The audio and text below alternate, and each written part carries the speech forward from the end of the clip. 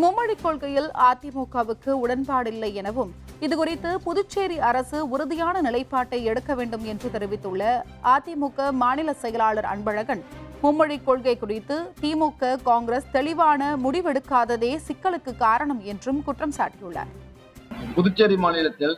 கடந்த கால திராவிட முன்னேற்ற கழக காங்கிரஸ் கூட்டணி அரசு கல்வியில் இருமொழிக் கொள்கை மற்றும்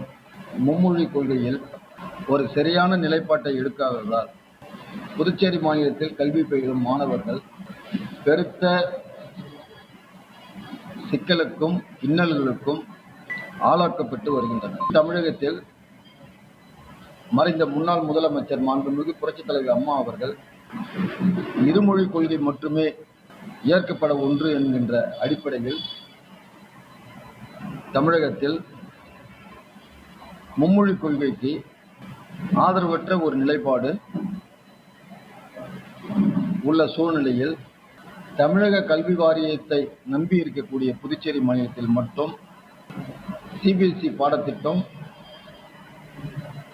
உள்ளிட்ட அரசு பள்ளிகளில்